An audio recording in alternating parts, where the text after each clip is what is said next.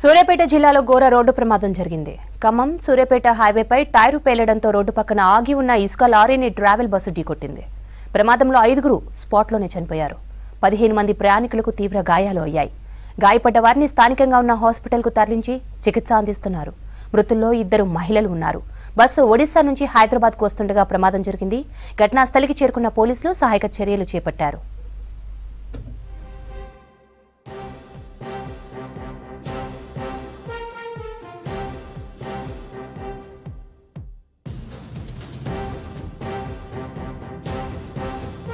అందాజ 4 గంటల సమయంలో శివేంల మండలం ఐలాపూర్ స్టేజ్ దగ్గర ఆగి ఉన్న వాళ్ళ లారీకి లేబర్ తో వెళ్తున్న బస్సు వెనక నుంచి డాష్ ఇవ్వడం జరిగింది. అందులో మొత్తం 32 మంది ప్రయాణిస్తున్నారు. వీళ్ళంతా ఒడిశా సేనాపూర్ నుంచి కోటికి లేబర్ వర్క్ కోసం వెళ్తున్నారు. ఆగి ఉన్న లారీకి వెనక నుంచి డాష్ ఇవ్వడం వల్ల అక్కడికక్కడనే 4 చనిపోయినారు. 18 మంది ఇంజూర్డ్ పర్సన్స్ ఉన్నారు. వాళ్ళందరినీ 18 మందిని గవర్నమెంట్ ఏరియా హాస్పిటల్ సూర్యాపేటకు తరలించడం జరిగింది.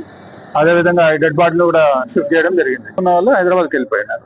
18 మందికి ఇంజూర్డ్ పర్సన్స్ ఏరియా హాస్పిటల్ సూర్యాపేటకు, 4 చనిపోయారు. అది వాస్తవంగా అది ఇసుక లారీ, ఇది కొవ్వూరు నుంచి కోహిర్కి వెళ్తున్నది.